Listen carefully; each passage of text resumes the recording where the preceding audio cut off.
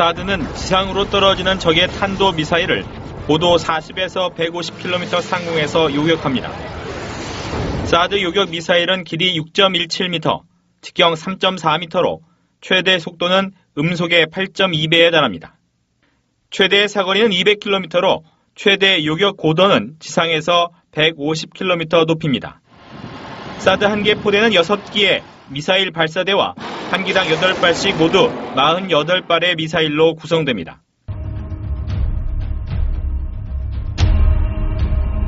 Consideration being taken in order to consider THAAD being deployed here in Korea. It was a U.S. initiative.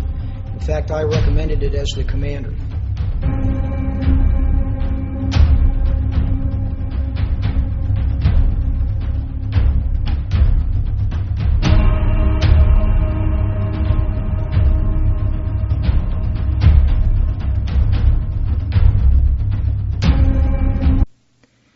미사일이 작동하기 위해 반드시 필요한 것은 최첨단 레이더.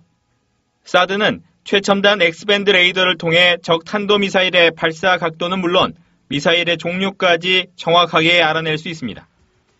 레이더는 두 가지 종류로 구성되는데 조기에 적 미사일 발사를 탐지하는 전진 배치용과 적 미사일 낙하 단계에서 탐지하는 종말 단계용이 있습니다.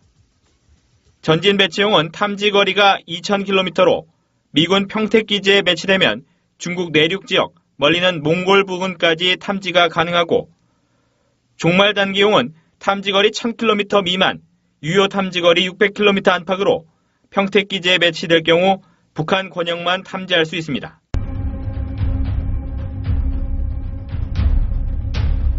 关于反导问题，中方的立场是一贯明确的。我们认为，任何国家在谋求自身安全的时候，必须顾及别国的安全，要顾及地区的和平、安全和稳定。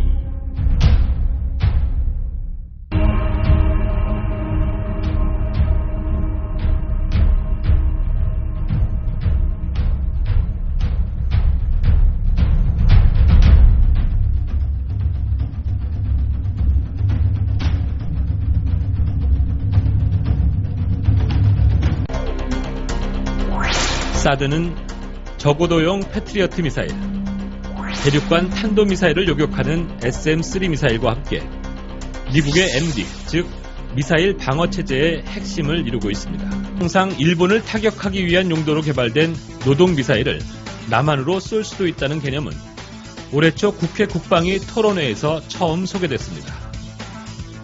북한 노동미사일의 최대 사거리는 1,300km. 이 미사일은 오키나와에 있는 주일 미군 기지를 사정권에 두기 위해 개발된 것이라는 게 지금까지 정설이었습니다.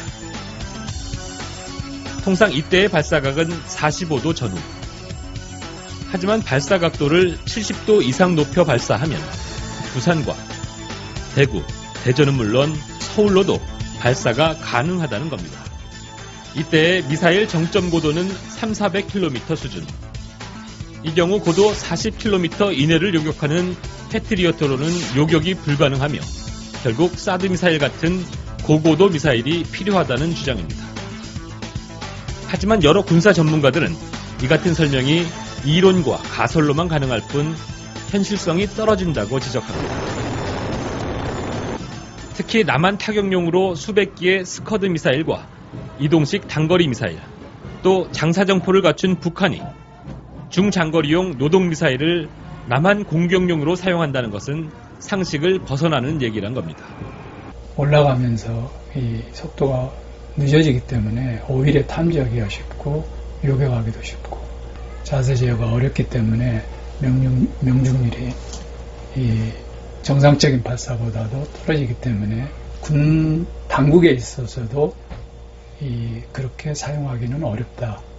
라고 하는 의견들을 공개적으로 이렇게 천명한 바가 있습니다. 더군다나 사드 도입은 미국이 주도하고 일본이 참여하고 있는 MD가 북한과 함께 중국의 미사일을 요격하기 위한 방어 체계여서 중국이 극도로 민감해하는 부분.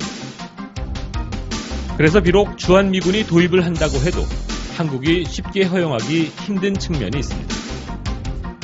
미국의 MD 체계의 어떤 전초기지가 됐을 경우에 당연히 중국으로서는 한국이 중국의 공격 대상이 되는 거고, 그 중국과의 관계가 이렇게 정치 군사적으로 같은 관계에 빠지게 되면은 샤드 도입비를 훨씬 능가하는 그런 경제적인 데미지를 한국 경제가 입게 된다, 중국으로부터. 사드 도입이 중국을 겨냥한 것이라는 것은 특히 사드의 레이더 시스템 때문입니다. 사드 체계는 ANTPY-2라는 고성능 X밴드 레이더로 적의 미사일 발사를 탐지하게 됩니다.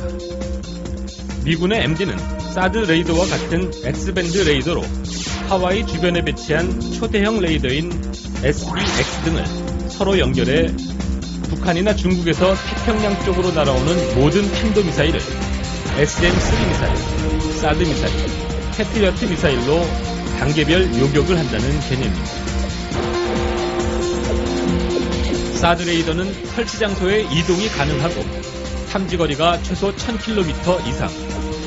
이 레이더가 한국 서해안에 배치될 경우 북한을 포함해 중국 베이징과 동북부의 미사일 기지를 탐지하는 데 최적의 장소가 된다고 합니다. 이럴 경우 미국, 특히 일본을 향하는 중국의 미사일을 우리가 대신 탐지해 요격하는 역할을 하게 돼 외교적 문제가 되는 것입니다. 그러나 이에 대해서도 국방부는 사드 레이더를 북한 쪽으로 고정시켜 놓으면 중국에 크게 문제가 되지 않는다는 입장을 내놨습니다. 이동형으로 이렇게 안테나를 돌릴 수 있는 게 아니고 지상에 고정시키면 딱 고정돼 버린다고. 이게 한번 고정시켜놓으면 이렇게 계속 바꿀 수 있는 게 아니에요. 그래서 북한에서 탄도미사일이 날아오는 거에 주로 맞기 때문에 북한 쪽으로 당연히 고정시켜놓지 않겠어요. 물론 이제 그렇게 하면 뭐 베이징 그 어느 부분까지 이렇게까지 걸리더라고 보니까 각수상. 근데 그건 아니라고. 중국 내 전문가들은 공격용으로 전환이 가능하다고 주장하며 사드 배치 불가론에 힘을 싣고 있습니다. 사드는 방어와 공격의 전환이 가능하다며 사드 배치 불가론을 재차 주장했습니다. 우선 최근에 한반도 전략은 미태평양사에서 직접 관장하는 구조로 바뀌고 있거든요. 이 태평양사의 핵심 임무, 가장 우선순위가 높은 임무가 중국 견제입니다. MD에 한번 발을 빠뜨리는 순간 우리 외교의 자율성은 크게 잠식됩니다.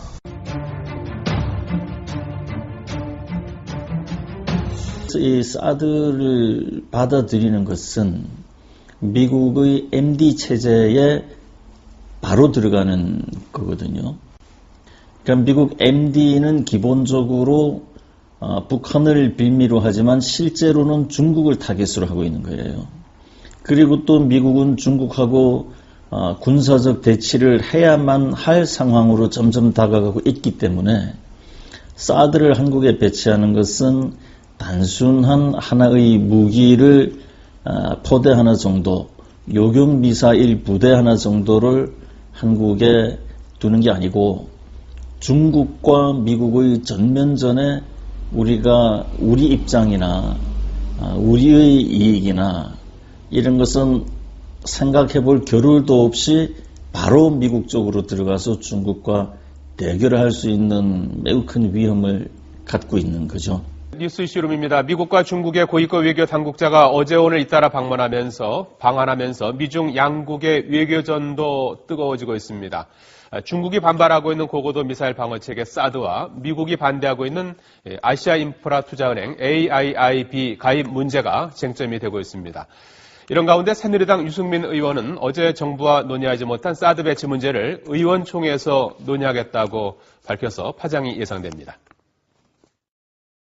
국가 안보에 중요한 사드 문제에 대해서는 4월 임시국회 이전에 의원총회의 자유토론에 의해서 의원님들의 의견을 들어보겠다는 말씀을 드렸고 의견이 집약이 되면 정부와 청와대에 전달하겠다는 말씀을 드렸습니다.